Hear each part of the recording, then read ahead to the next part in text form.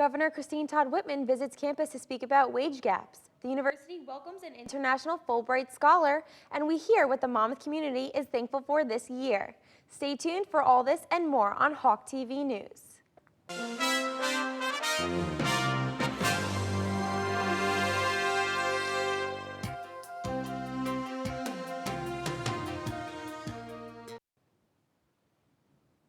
Hello and welcome to another edition of Hawk TV News. I'm Alexa DeRosa. And I'm Andrew Byrne. On November 18th, Governor Christine Todd Whitman and other distinguished panelists came to speak to students on campus. Anna Chamberlain has the story. Tonight on campus, the business department held a panel to discuss the women's wage gap and why in 2013 there is still unequal pay for women in different career fields. Let's go see what these women had to say. The thing I didn't expect as a governor was the fact that you are a role model. You don't run for being a role model. That's not what you think about when you're running for office. But of course, any woman in any person in a prominent position is in fact a role model. And it's something you need to remember.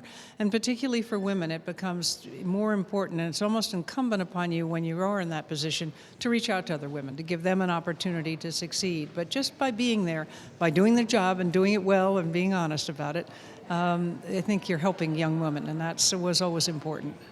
Well, I think it's important that for all students and everyone in our society to know that there are structural inequalities, and it's not necessarily that people are sexist or racist or anything, but it's just simply a question of sometimes people are just kind of help those people that they know, and we tend to hang out with people who are a lot like that, and so it's just a reminder that everyone in our society needs to reach out and to women and to non-whites and to make everyone a part of the American dream. I talked about in the session today, the wage gap means different things for different people. And, for me, it means making sure you have the most control when you are really performing at the highest levels. And so my best advice to people is to put yourself in a position of really strong negotiation. I certainly want to be paid fair wages, as my counterparts, be it male or female. But you're in the best position to make sure that you're going to get the very most by being somebody who's certainly in demand. And being in demand is to be the better performers in the organization. And so, ultimately, you control some of the choices that you make. There are certainly influences that are outside of your control, but for those that are inside of your control, you need to be making sure you make the very most of them. I was delighted to do it here because I'm very involved with this college. I live not far, and I speak all over New Jersey and never so close. So being here and being able to speak was really nice. I'm on the Board of Trustees, and it was special. You have to educate women on if they're in families that don't encourage them to do things, then the school has to do it. But hopefully these families do it now, because now the families are my age. My grandchildren are in college. So we push them, but my parents didn't. So I think that it's a combination between the school and home. It really is an honor. As I commented, I've been speaking to all kinds of different universities for the last 20, 25 years, and because I think it's my job. I think it's an important opportunity to influence the young minds, let them know that they can do great things, but it's up to them. The panel discussion tonight went very well, and these women spoke some inspirational words that will hopefully make change for the future. I'm Anna Chamberlain for Hawk TV News. Thanks, Anna. This fall semester, Monmouth University was honored to welcome an international Fulbright student from Iraq. The Fulbright program is the leading international student exchange program sponsored by the United States Department of State, Bureau of Educational and Cultural Affairs. Selection for the program is one of the highest honors earned by scholars around the world. The student, Ebtihal Al-Alwi, received her undergraduate degree from Basra University in Iraq. She is now pursuing her master's degree in public policy at Monmouth, with hopes of working with an organization that focuses on the empowerment of women. On November 9th, Monmouth University President Paul Brown invited 15 students to join him for the performance of the opera Tosca. Monmouth students were selected after entering an essay contest in October. The group attended brunch at the President's House before the simulcast performance in Pollock Theater. President Brown held the contest to express his appreciation of the arts with the hopes of instilling the same appreciation in the Monmouth University student body. With Thanksgiving approaching, reporter Fabiana Bontempo went to see what students are thankful for this year. right around the corner. I'm here on campus today to find out what students are thankful for this holiday season. Let's go check it out. I'm really thankful for my family and just how much we love each other and how close we all are. And I'm really thankful to have a job and make a decent amount of money there. But unfortunately, I think I'm going to have to work on Thanksgiving. But I'm happy that I love everyone that I work with and that it's so fun. And hopefully after work, I'll get to go straight to my aunt's house where we always have Thanksgiving and hang out with my entire family. I'm thankful for the opportunity to be in college and have my family and health, of course. Those things are very important to me. I'm very fortunate to actually be here. First, I'm thankful for my family. You know, it's a holiday season, and I'm Italian, so big family, big culture. You know, my sister's pregnant, so I'm hoping for a healthy baby. I know she's a niece, a girl, so I have a niece now. I'm also thankful for the opportunity to come to Monmouth. It's a great school, great education, and I hope that whatever I learn, I can put into my career. I'm thankful for my family and friends because they're my biggest supporters, and especially my roommates because they're always there for me. I would say I'm thankful for the Monmouth University students. They're very, I think I'm thankful every year that the students are so nice here. They're probably, I've taught probably 4 different universities, and these are the nicest students that I've ever dealt with. I'm thankful, obviously, for my family. I'm thankful for working with a great group of faculty and a great group of faculty, especially in my department. Wow, the students of Monmouth University have a lot to be thankful for this holiday season. Happy Thanksgiving, everyone. I'm Fabiana Botempo for Hawk TV News. Thanks, Fabiana. On December 12th, the university's Music and Theater Department will be hosting its annual winter concert in historic Wilson Hall. The concert will consist of the school's choir, jazz band, chamber orchestra, and student-run glee club performing popular holiday songs. The concert will also feature pieces from the Nutcracker and a performance by the Exultation Ringers Bell Choir from the Colts Neck Reformed Church. Tickets are available for $15. To purchase tickets or for more information, visit the website on your screen. We will now take a short break, but we will return after these short messages.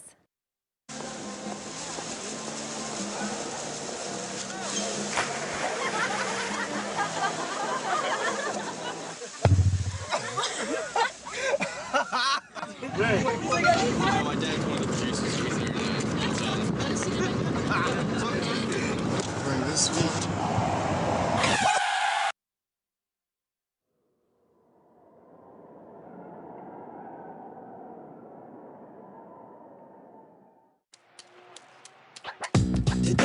Today is Saturday. Today is Saturday. Salad on Saturday, fruit on Friday, double ball Thursday. Water Wednesday, touch your toes Tuesday. Let's move Monday, swap us next Sunday. All the healthy children eat well and move a lot. And move a lot. And move a lot. Eat well and move a lot. 60 minutes of physical activity a day and eating well can help get your child healthy. So keep them active and eating well every day. Skip a rope Saturday, freeze tag Friday, tap dance Thursday. Whole grains Wednesday, try a veggie Tuesday. Let's move Monday, split the sweet Sunday. Eat well and move a lot. Today is Saturday. Yeah. Today is Saturday. All the healthy children, all the healthy children. Get ideas. Get involved. Get going at letsmove.gov. That's letsmove.gov. Over 13 million people are affected by famine, war, and drought in the Horn of Africa. When you hear about suffering on this scale, you feel powerless. But there's hope, because saving lives doesn't take a lot. It just takes a lot of us. Text a donation of $10, but do more than donate. Forward the facts to everyone you know. Forward from our site. Forward on Facebook. And forward on Twitter. We are the relief.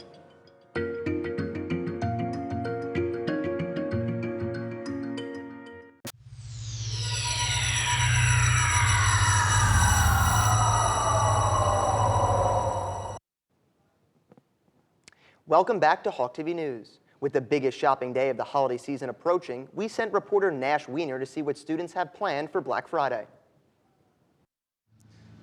November 29th, the day millions of Americans will go crazy over a 50-inch TV. That's right, Black Friday. I'm here on the campus of Monmouth University to discuss what everyone's plans are for Black Friday this year. Yeah, I'm going out to Black Friday. I usually go to Target. It's usually a family thing. We all get up early, have lots of caffeine in ourselves, run around Walmart. That's basically what happens. I mean, we always participate. I am not going out on Black Friday. Crazy shoppers, I think it's dangerous. Oh, I think the deals are great, but like I'm not going to be the one at 3 in the morning shopping. I like going out to the stores at 4 in the morning. I kind of have that crazy side to me. I like doing that better than sitting online. Actually, me and about 3 buddies are going to go out. We're always looking for great deals, so that's the best time of year to do it. Yeah, actually, Target is having a great deal on a 50-inch TV, I think like for only like $250 or something like that. So I definitely need a new TV for my house, so I'm going to wait in line for that one. Well, as you can see, it's about 50-50 if people are going out for Black Friday this year. And if you're going out, I wish you the best of luck. I'm Nash Wiener for Hawk TV News. Thanks, Nash. For more on this topic, we go to Jackie Van Wagner and Joe Enright for some Black Friday shopping tips. Of course, everyone is excited for Thanksgiving and the break that comes along with it. The real excitement is when the clock strikes 12 and it is officially the shopping season. On Black Friday, there are crazy sales all over the place that you just wouldn't find on any given day. But if the sales are all over, where should you shop? Luckily, you have us to check out the best deals at the most popular stores. We'll let you know which stores are worth waiting in line for. Best Buy is a hot spot on Black Friday. They're known for their outrageous electronic deals. This year, they're selling a 16-inch Toshiba laptop for $230. This deal includes headphones and unlimited cloud storage. Or maybe you've been on the hunt for a new television that your roommates could all afford. Check out the Sharp 32-inch LED television. Best Buy is selling this television for an amazing price of $270. Remember, the doors open at 12, so get there early for some amazing deals. Best Buy is located on Route 36 in Eatontown, only a 5-minute drive from campus. Next on our list is Macy's. Now we know how hard it is to get out of bed on those cold winter mornings.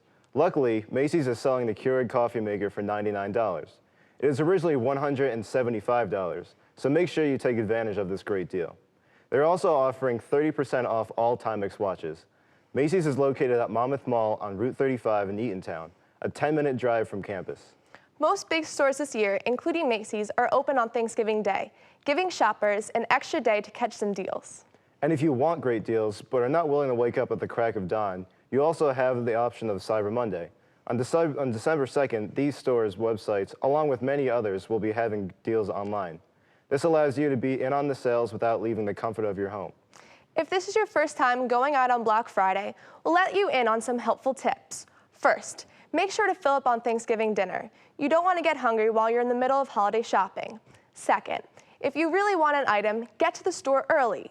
Even though the store is open all day, that doesn't mean the product won't be sold out. And third, remain calm. Some people tend to get caught up in the chaos. Not getting a deal isn't the end of the world. There's always next year. And that wraps it up for our Black Friday survival guide to the hottest items and most popular stores around the area. Remember to shop smart and be safe out there in this crazy holiday season. Back to you guys at the desk.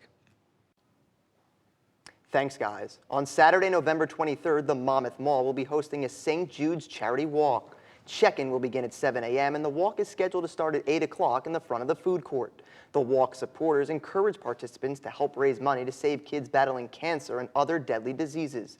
The family-friendly event sponsors include Wegmans, Frozen Peaks, Johnny Rockets, Planet Fitness, and more. If you would like to participate in the walk, registration can be found on the homepage of the St. Jude's website. And by simply clicking on register, you can sign up as an individual walker, create your own team, or join an already existing team. On Thursday, November 14th, a young humpback whale was washed up on the Jersey coast entangled in fishing net. The National Oceanic and Atmospheric Association, along with the Coast Guard, sent rescuers 2 miles east of the Manasquan Inlet where the whale was trapped and were able to free it on November 15th.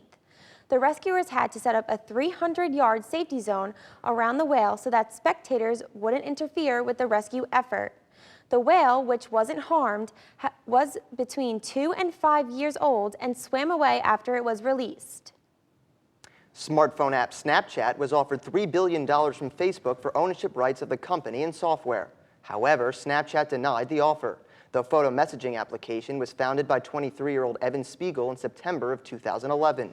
It has been previously reported that Facebook is gradually losing online members and is looking to use other popular companies to maintain revenue. In 2012, Facebook purchased the popular application Instagram for $1 billion. Spiegel could not be reached for further comment on his decision. Deceased star James Gandolfini is being honored as one of the GQ's Men of the Year in the magazine's December issue. While Gandolfini was known for his iconic role in the HBO series The Sopranos, GQ editors felt that his last film, Enough Said, was truly one of his finest performances along with Gandolfini. Stars such as singer Justin Timberlake, rapper Kendrick Lamar, actor Matthew McConaughey, and comedian Will Ferrell were also honored as Men of the Year. The December issue is now on sale for purchase. For more on entertainment, we now go to Alex Apollonia with the latest Broadway news. Hey guys, I'm back once again with the latest Broadway buzz. This week, I'm giving you my top 3 picks from Broadway's hottest shows. We are heading straight to the Great White Way to talk about this enchanting Broadway play. My first pick is the winner of 5 Tony Awards, Peter and the Starcatcher. This play retells the story of how a miserable orphan came to be the boy who never grew up. Based on the best-selling Disney novel, this grown-up prequel to Peter Pan will have you hooked from the very beginning. This play features a dozen brilliant actors playing more than 100 unforgettable characters using their enormous talent, stagecraft, and the limitless possibilities of imagination.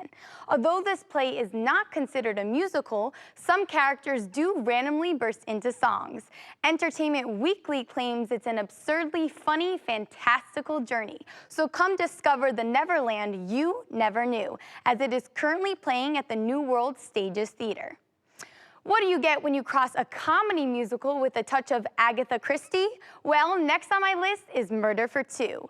This new musical comedy follows aspiring detective officer Marcus Moskowitz to solve the murder of an acclaimed writer. Moskowitz, along with the audience, gets to know a long line of suspects and pieces together the mysterious puzzle. He has only a short amount of time to find the killer and make his name before the real detective arrives. These 2 brilliant performers play 13 roles and even incorporate some of their piano skills along the way. So get your detective gear ready as you can investigate this highly theatrical duet loaded with some killer laughs. The New York Times says it is the perfect blend of music, mayhem, and murder. This musical comedy is currently playing. For my third pick of the week, I think you are really going to enjoy this one. Beautiful, the Carole King musical, tells the story of how this Brooklyn girl fought to make her way into the music business. By the time she reached her 20s, she was writing hits for the biggest acts in rock and roll. It wasn't until her personal life began to crack that she finally discovered her true voice. Beautiful tells the inspiring true story of King's remarkable rise to stardom and how she made more than beautiful music. She wrote the soundtrack to a generation. Beautiful will be in previews starting November 21st. Well, that's all I have this week for your Broadway buzz. Make sure to tune in next week as I announce a Broadway musical that has some of the most gravity-defying moments of the Great White Way. Back to you guys at the desk. Thanks, Alex. The Center for Disease Control and Prevention reported on November 14th that teens are turning away from cigarettes and towards e-cigarettes and hookahs. Tobacco use among middle and high school students was 1 percentage point lower than it was in 2012. Meanwhile, the CDC report also found that e-cigarette and hookah use was up 1.5%. An e-cigarette allows users to get their tobacco fix without damaging their lungs. The e-cigarette contains liquid nicotine derived from a tobacco leaf that is inhaled as a vapor. The e-cigarettes and hookahs are more economical than cigarettes and also come in candy assorted flavors. However, the CDC report found that the FDA has not regulated e-cigarettes and the side effects are not yet known. We will now take another short break, but stay tuned for more Hawk TV News.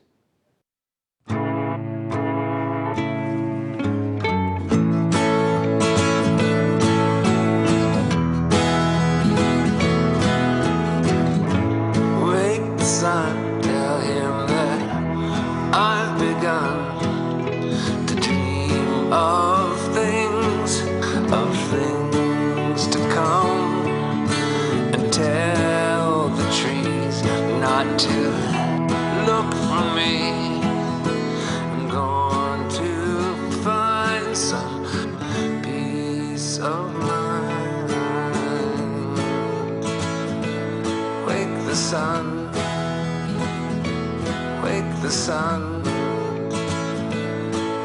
the sun, wake the sun.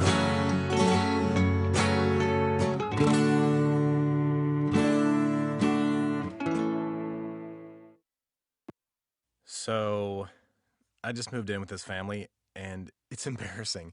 The little one, he likes to go outside and crawl around in the giant litter box. I don't know what he's doing. I mean, I was born and I knew how to use the litter box. Look at that! That's disgusting! Oh, poop already! You're making me nervous. Oh, okay, I can't look at this anymore. I really hope he grows out of this, for his sake.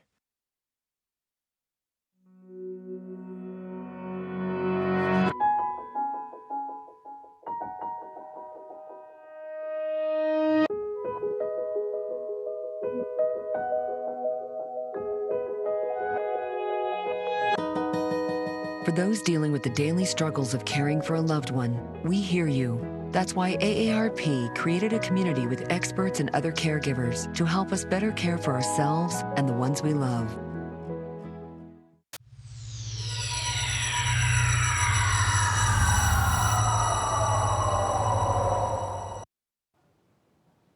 Welcome back. Entering the 2013 MLB season, Max Scherzer was the forgotten man in the Detroit Tigers' starting rotation behind Anibal Sanchez and Justin Verlander. However, on November 13th, it was Scherzer who was named the American League Cy Young Award winner. He led the majors in wins with 21 and finished second in strikeouts with 240.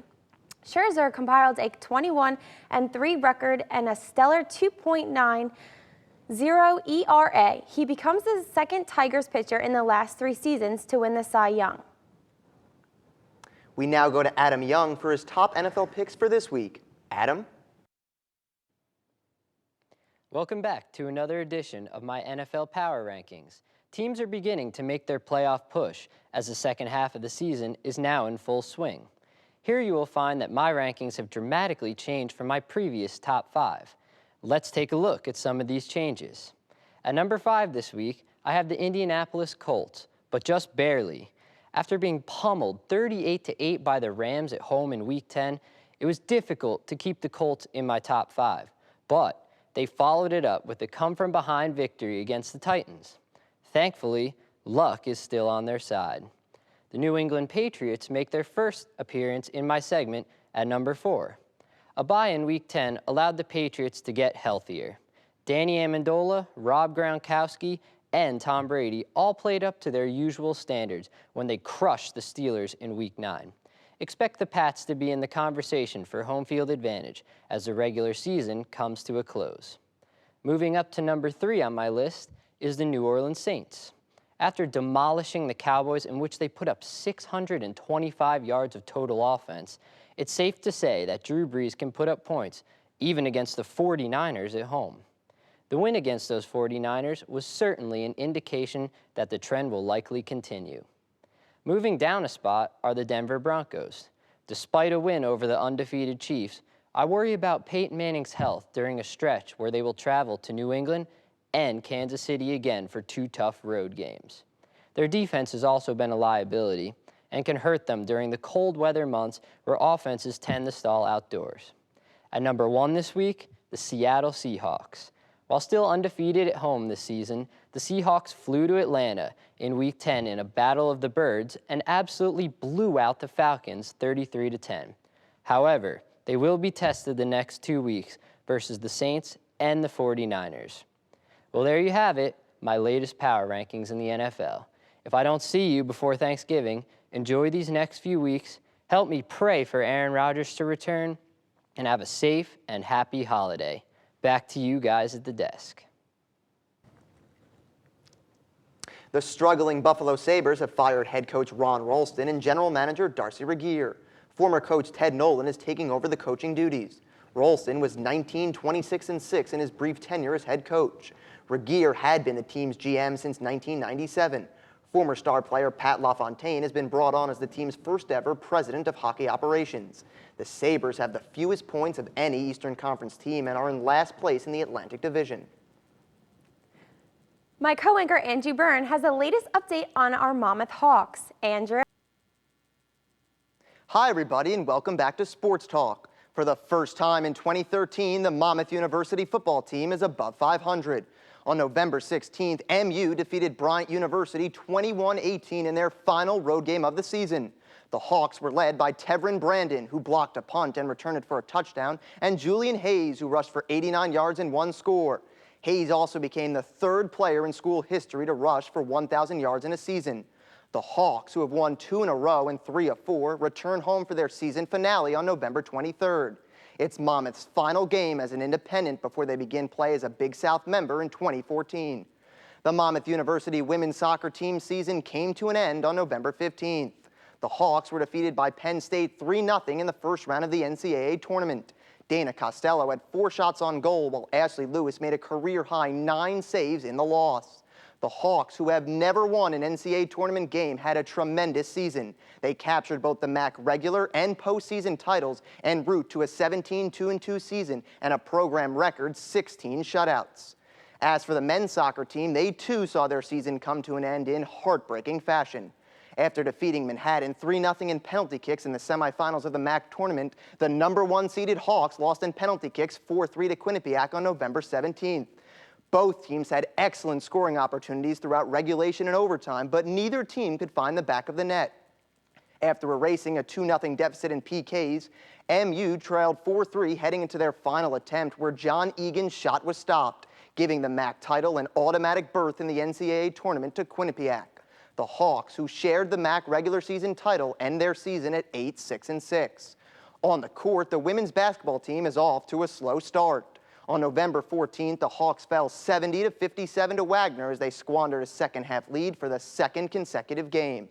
MU was led by Shavana Polvost, who had a double-double with 22 points and 10 rebounds, and Jasmine Walker, who scored a career-high 12 points. MU is 0-2 on the year and will now go on a critical 5-game road trip that will make or break their season. The men's side fell to 1-1 on the season after a 79-73 loss to Pennsylvania in their home opener on November 12th. Andrew Nicholas led the Hawks offensively with 19 points and 7 rebounds, while Deion Jones added 17 points on 7 of 8 shooting from the floor. Monmouth has a tough stretch ahead as they play on the road against Seton Hall, St. John's, and Penn State in a span of 8 days. The Hawks don't return home until November 29th. Be sure to check out GoMUHawks.com for Hawks athletic updates and tune into The Extra Point every night at 6:30 when I and our team of experts provide the latest in Monmouth sports. Until the next time on Sports Talk, I'm Andrew Byrne.